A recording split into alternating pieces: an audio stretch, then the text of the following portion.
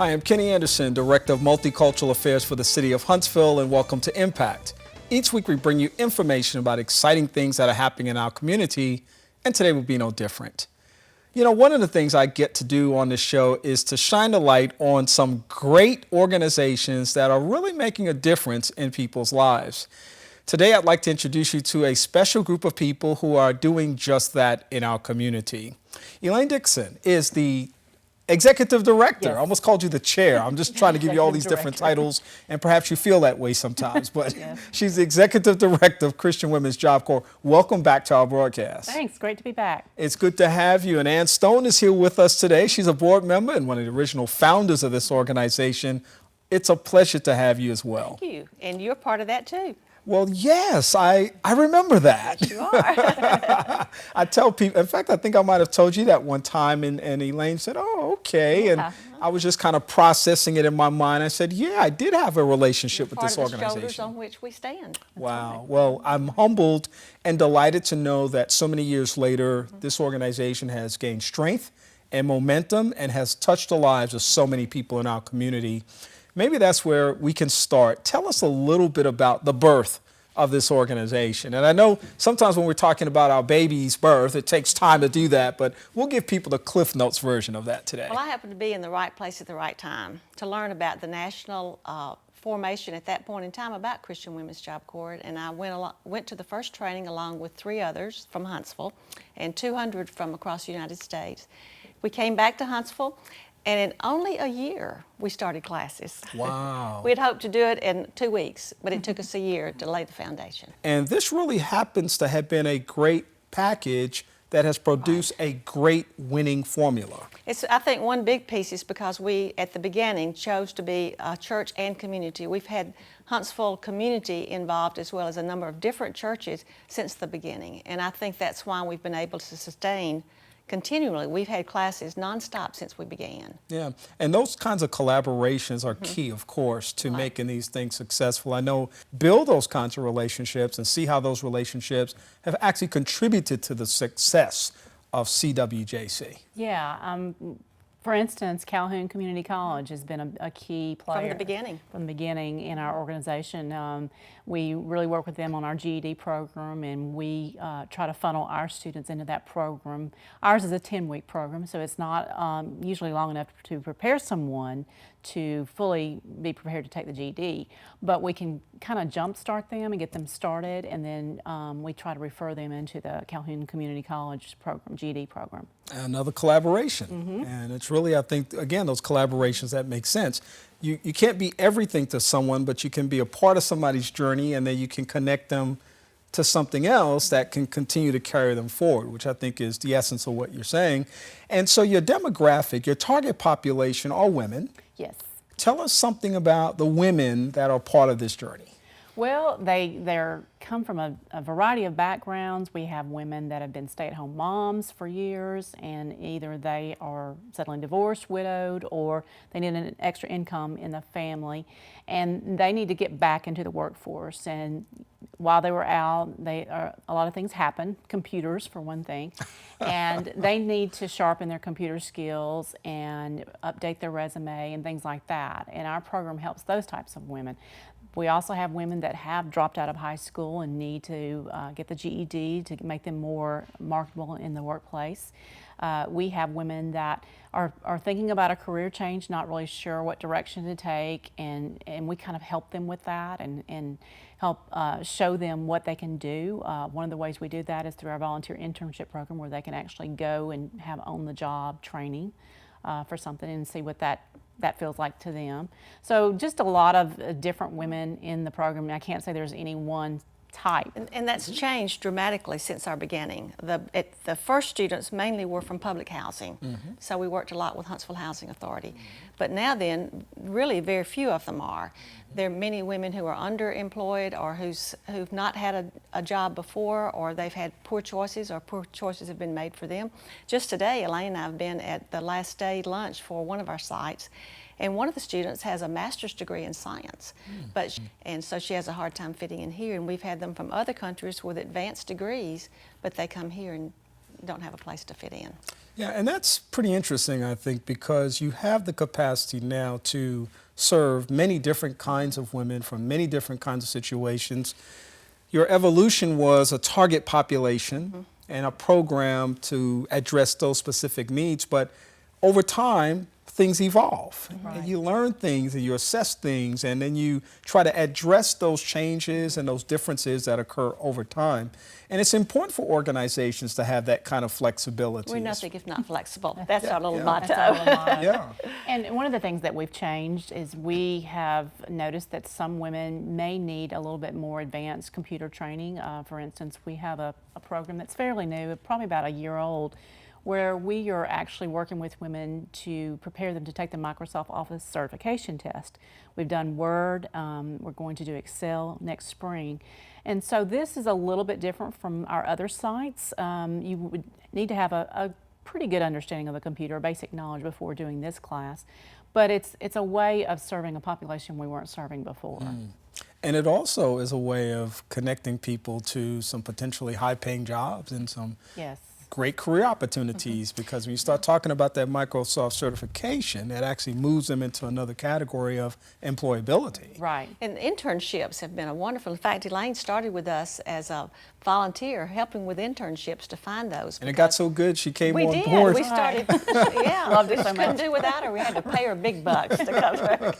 But now then, at two of our sites, the students do internships. Actually, three of them. Three of our sites. And that's not to get them a job, and it's non-paying. But the original reason was to have something on their resume. But now then, it actually has opened doors for many of them for opened eyes and doors. And so we're always looking for new places for internship sites for our students. You know, you make such a great point, and I'm a very passionate person when it comes to internships, being an educator, and also being in an office now where we support interns on a summer basis. My first year on the job 2.5 years ago, I had a summer intern. It went so well, I went to HR and said, hey, you know, I'd love to have an intern, but do I have to wait till the next summer?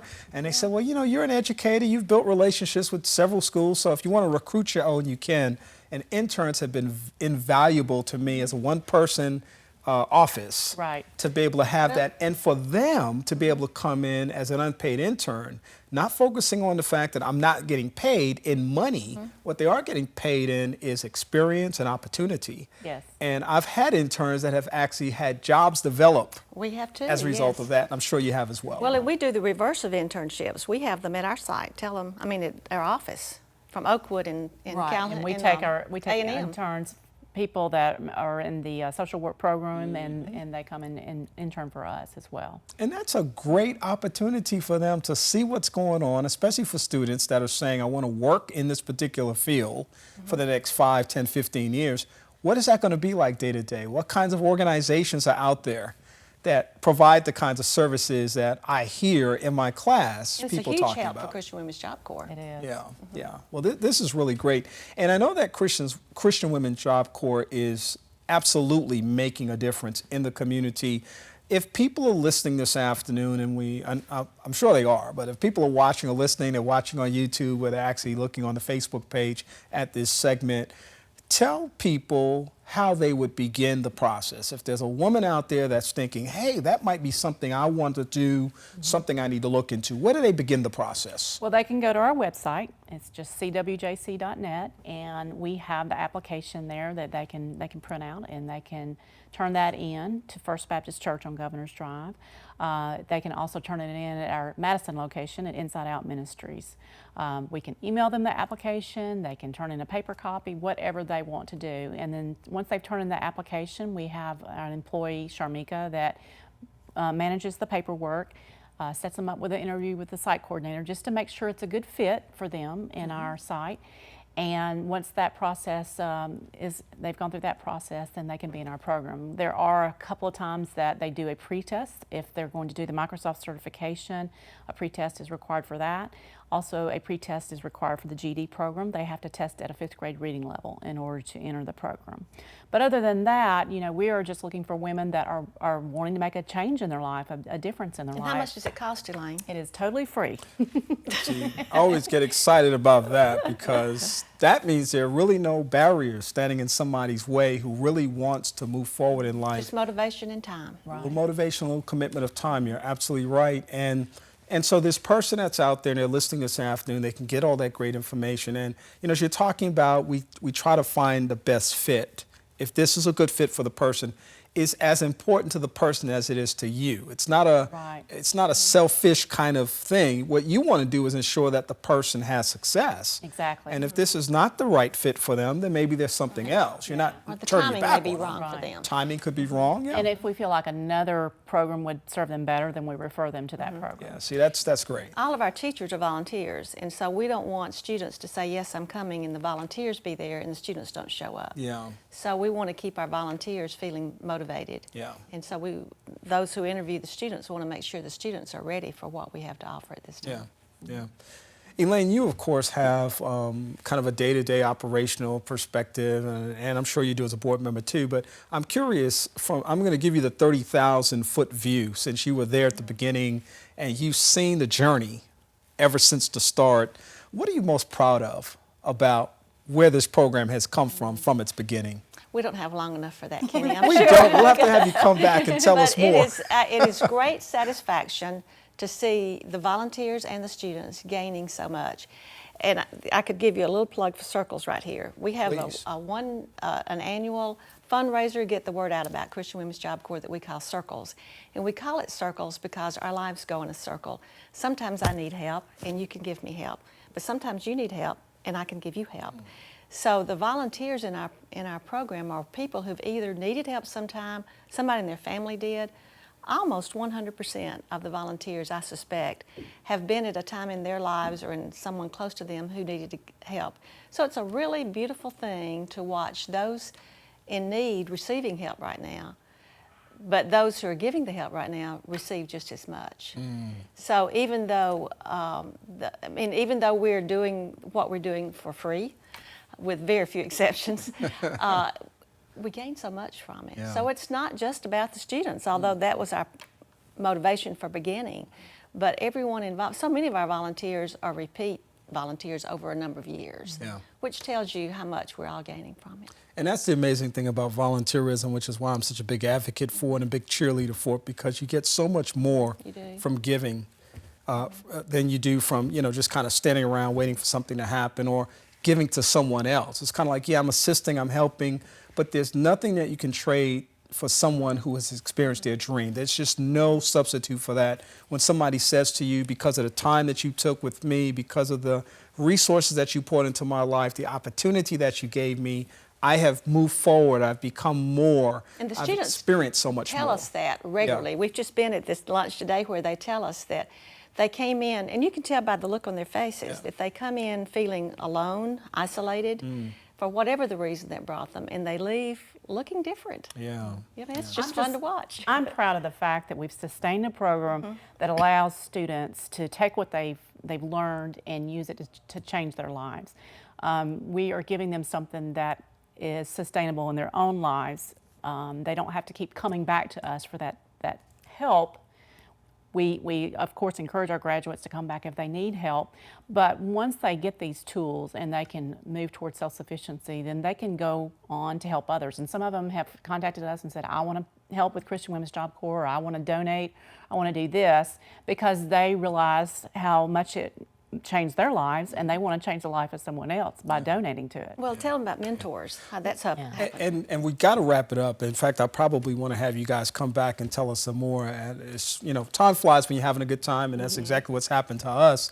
I wanted you to, real quickly, I know you had some people you wanted to thank, and if you could do that real quickly, and then we'll tell people how they can get more information about the program, volunteering, and all that stuff. Give them a website, phone number, then we can wrap it up. We're very grateful that it is a community support. And at our Circles event, we have companies, our local stores that come in and do help, like the name brands, Pottery Barn, Williams-Sonoma, but also Brooks and Collier, the Josie's on the Mountain here, the Shop at the Garden, Railroad Station Antiques, Belk, Richard Cable Interiors, Inspires, Camilla's Fabrics and Interiors. These are people who care about this community and the people in it too. Yeah, and we're thankful for them. So how can people get more information about Christian Women's Job Corps? We're on Facebook, and they can look up Christian Women's Job Corps of Madison County and see what we do through Facebook. They can go to our website at cwjc.net, or they can call, if they're interested in being in the program, they can call Sharmika at 256-428-9461.